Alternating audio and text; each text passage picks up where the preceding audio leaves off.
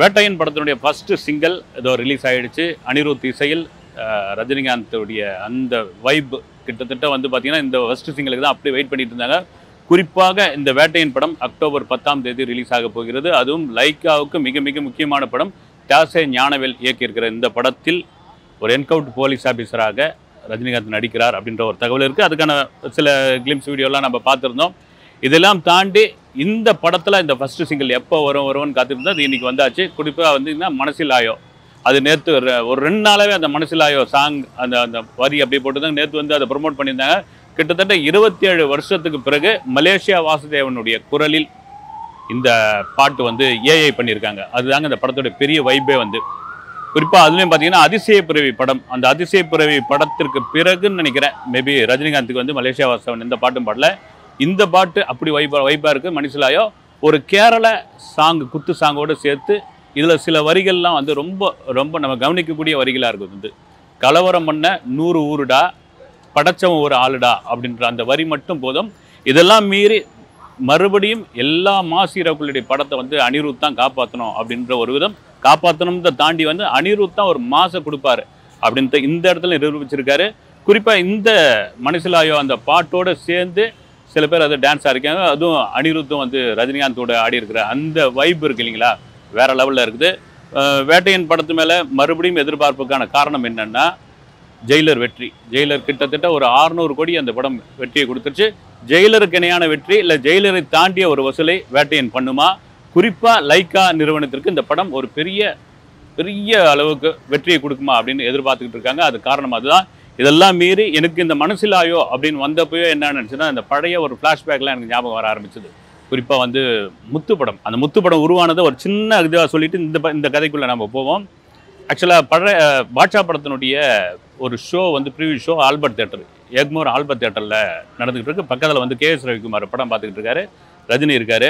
படம் பார்த்து முடித்த உடனே என்ன ரவிக்குமார் எப்படி இருக்குது அப்படின்னு கேட்குறாரு. வந்து கேட்டவுடனே சார் உங்கள் பாம்பே ஃப்ரெண்ட்ஸ் எல்லாம் இப்போ வந்து அதுக்கப்புறம் வந்து வயசான மாதிரி இருக்காங்க, நீங்கள் மட்டும் அப்படியே இருக்கிறீங்களே, அந்த லாஜிக் மட்டும் உதைக்குது அப்படின்னு ரஜினி அவருக்கே குறிய அந்த வழக்கமான ஒரு சிரிச்சிட்டு இல்லை என் ஃபேன்ஸ் அதெல்லாம் கண்டுக்க மாட்டாங்க, நீங்கள் விடுங்கன்னு சொல்லிட்டாரு. அந்த பாட்ஷாவோட வெற்றி எவ்வளோ பெரிய வெற்றின்னு தெரியும். இது ஏன் சொல்கிறேன்னா ரவிக்குமார் வந்து ரஜினிகாந்த் மாதிரி மனசில் உள்ளதை அப்படியே பேசக்கூடிய ஒரு நபர். வந்து எதையும் உள்ளே வச்சு வெளியே ஒன்று பேசக்கூடிய ஆள் கிடையாது. அப்போ வந்து ரஜினி சொல்கிறார் ரவிக்குமார்கிட்ட, கவிதாலயாவுக்கு ஒரு படம் பண்ணணும், நீங்கள் தான் டைரக்டர், ரெடியாக இருங்க, கதை ரெடி பண்ணுங்கன்றாரு. பெரும்பாலும் ரஜினிகாந்திற்கு கதை எப்படி ரெடி பண்ணுவாங்கன்னா இந்தியில் வெற்றி பெற்ற படங்கள் அல்லது தெலுங்கில் சூப்பர் டூப்பர் ஹிட் அடித்த படங்களை ரீமேக் பண்ணுவாங்க. ஆனால் முதல் முறையாக கேஎஸ் ரவிக்குமார் தேன்மாவின் கொம்பத்து அப்படின்ற ஒரு மலையாள படத்தை எடுத்து ரீமேக் பண்ணுறாரு. ஏற்கனவே கவிதாலயே கொஞ்சம் பயப்படுறாங்க, ஏன்னா அது வந்து ஒரு காமெடி படம். வந்து அதில் ஒரு சீரியஸ் இருக்காது, ஆக்ஷன் இருக்காது. இது ரஜினிக்கு செட் ஆகுமான்றாங்க. நான் செட் ஆகிற மாதிரி நான் பண்ணுறேன் அப்படின்னு அவர் சொல்கிறார். வந்து அந்த தேன்மாவின் கொம்பத்து அதுதான் வந்து முத்துவா மாறுது. கிட்டத்தட்ட இந்த படம் பார்த்தீங்கன்னா ஃபர்ஸ்ட் ஹாஃப் முழுக்க ரஜினியோட காமெடியோடு சேர்த்து போய்கிட்டே இருக்கும். அதில் அந்த சமயத்தில் தான் பார்த்தீங்கன்னா முன்னாள் முதல்வர் ஜெயலலிதாவுக்கும் ரஜினிக்குமான ஒரு சின்ன கிளாஷ்லாம் போயிட்டு இருந்தது. அந்த கிளாஷ்லாம் முடிஞ்ச பிறகு பார்த்தீங்கன்னா சில டைலாக்லாம் இருக்கும். வந்து மீனாவுக்கும் ரஜினிக்குமான டைலாக் இருக்கும். வந்து நான் எப்போ வருவேன் எப்படி வருவேன் தெரியாது, ஆனால் வர வேண்டிய நேரத்தில் கரெக்டாக வருவேன் இப்படி மாதிரி சொல்கிற வசனங்கள் இதெல்லாம் திட்டமிட்டு இந்த இதில் வந்து ஏற்படுத்தினாங்க. இந்த இதில் வந்து இந்த படத்தில் புகுத்துனாங்க அப்படின்லாம் சொல்லிட்டு இருந்தாங்க. ஆனால் அதெல்லாம் கிடையாதுன்னு சொல்லியாச்சு. இதில் இந்த மனசிலாயோ சாங்கு கேட்கும்போது எனக்கு அந்த ஞாபகம் என்ன வருதுன்னா அதில் வந்து ரஜினி ஒரு காமெடி ஒன்று பண்ணியிருப்பார். ஒரு கேரளாவில் சேர்ந்த 2 பேர் வருவாங்க. அவங்ககிட்ட போயிட்டு மனசிலாயோன்னு கேட்டுட்டு ஏதோ பட்டி அப்படின்னு சொல்லுவாங்க. அது காமெடிக்கு பட்ட சொல்லுவாங்க. அதை போய் இவர் சொன்ன பிறகு அந்த பட்டின்ற வார்த்தை என்னன்னு தெரியாது. அவங்க திரும்ப வந்து இவங்களை அடிக்க வருவாங்க. எனக்கு அதுதான் ஞாபகம் வந்தது. அந்த ஒரு மலையாளம் கலந்த அந்த டயலாக், அந்த சிரிப்பு ஒரு பெரிய ஃபேமஸாக இருந்தது முத்து படத்துக்கு. முத்து படத்தை இப்போ சொல்கிறதுக்கான காரணம் என்னென்னா ஆரம்பத்தில் இந்த முத்து படம் சரியாக ஓடாது, இது ஒன்றும் சரியான இதுவும் கிடையாது, இது ரஜினிக்கான ஒரு மாஸ் படம் கிடையாது, ஆக்ஷன் படம் கிடையாது அப்படின்னு சொல்லியிருந்தப்போ அந்த படம் சூப்பர் டூப்பர் ஹிட் ஆச்சு. சூப்பர் ஹிட் ஆச்சு. குறிப்பாக டான்சிங் மகாராஜா அப்படின்ற பேரில் ஜப்பானில் அந்த படம் ரிலீஸ் ஆச்சு. ஜப்பானில் ரிலீஸ் ஆகி வரலாறு காணாத ஒரு வசூலை கொடுத்துருந்தது. ரொம்ப காலம் அந்த வசூலை வச்சுட்டு இருந்து கிட்டத்தட்ட இந்தியாவிலிருந்து யாராவது முக்கிய பிரமுகர்கள் ஜப்பான்லாம் போனாங்கன்னா அந்த ஜப்பான் பிரதமர் வந்து கேட்பாரான், வந்து உங்கள் ஊர் ரஜினிகாந்த் எப்படி இருக்காரு அப்படின்னு. அந்த அளவுக்கு அந்த ரெக்கார்டு பிரேக்கை சமீபத்தில் முறியடித்த படம் வந்து RRR படம், ஜூனியர் NTR. ஏன்னா அந்த பிரேக் அவ்வளோ காலம் இருந்தது. இப்போ இந்த மனசிலாயோ இந்த பாட்டுக்குள்ள வரும் வேட்டையன் படம் நம்ம சொன்ன மாதிரி இந்த படம் ஒரு பெரிய வசூலை கொடுக்குன்னு பார்த்துக்கிறோம். ரொம்ப காலத்துக்கு பிறகு இந்த படத்தில் ஒரு போலீஸ் ஆஃபீஸராக நடிச்சிருக்காரு ரஜினி.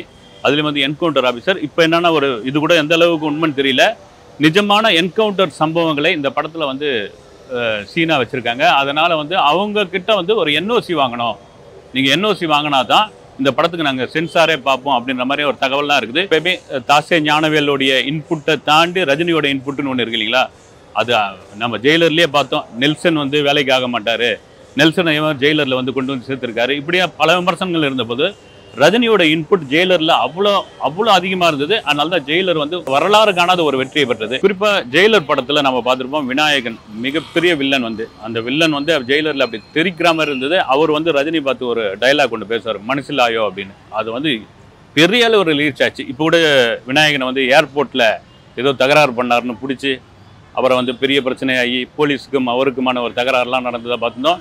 நிஜத்திலேயே விநாயகன் வந்து ஒரு டெரரான ஆள் தாங்க. வந்து கொஞ்சம் அவரை வந்து டியூன் பண்ணவே முடியாது. அவரை ஜெயிலரில் நடிக்க வச்சதுக்கு பெரிய காரணமே வந்து ரஜினிகாந்த் தான். அவரே சொல்லியிருந்தார், நான் பெரிய ரஜினி ரசிகன்னு. அவர் அடிக்கடி அந்த வார்த்தையை பேசுவார், மனசிலாயோ அப்படின்னு. அந்த பாட்டு இன்னும் கூடுதலாக இருக்குது. குறிப்பாக இந்த பாட்டில் அனிருத்தோடு சேர்ந்து ரக்ஷனா ஆடிருக்காருங்க. எவ்வளோ பெரிய வாய்ப்பு பாருங்கள். மஞ்சு வாரியார் இதில் ஒரு பெரிய ஸ்டார் காஸ்டே இருக்குது. குறிப்பாக அமிதாப் பச்சன் இருக்கார். ரஜினிகாந்தோடைய 40 வருட கால நண்பர் வந்து அமிதாப் பச்சன். கிட்டத்தட்ட ரஜினிகாந்தை இந்தி சினிமாவுக்குள் உள்ள விடக்கூடாது அப்படின்னு ஒரு தடையே போட்டு வச்சிருந்தப்போ, நீ வா ராஜா நான் கூட்டு போகிறேன் அப்படின்னு சொல்லி கையை பிடிச்சி அந்த பாலிவுட்குள்ளே கூட்டு போனவர் அவர் தான். ஏன்னா அந்த சமயத்தில் பாலிவுட்டில் நம்ம சவுத் இந்தியன், குறிப்பாக சவுத் இந்தியன் கருப்பாக இருக்கிறவங்கள மதராசி அப்படின்வாங்க. இந்த மதராசியை உள்ளே விடக்கூடாது, ரஜினி எப்படியும் உள்ளே விடக்கூடாது அப்படின்ற அளவுக்கு இருந்தப்போ அமிதாப் தான் கையை பிடிச்சி கூட்டோடனே அங்கேருந்து பார்த்தவங்க அமிதாப்போடைய பின்னணியில் ரஜினிகாந்த் வராருன்னொடனே அங்கே ரஜினிகாந்த் நடித்த ஒரு 5-6 படம் நடிச்சிருப்பாரு. 5-6 படம் ஹிட்டு. அதுவும் கங்குவா, அதுவும் நம்ம ஊரில் மலையூர் மம்மட்டியா வந்தது பாருங்க, அது ஹிந்தியில் வந்து கங்குவா சூப்பர் டூப்பர் ஹிட்டு. ஆனால் அங்கே என்ன ஆயிடுச்சு, ஒரே ஒரு அந்த கங்குவா படத்தினுடைய வெற்றி விழாவில் ரஜினிகாந்த் மனசில் பட்ட உண்மையை வந்து சொல்லிட்டாரு.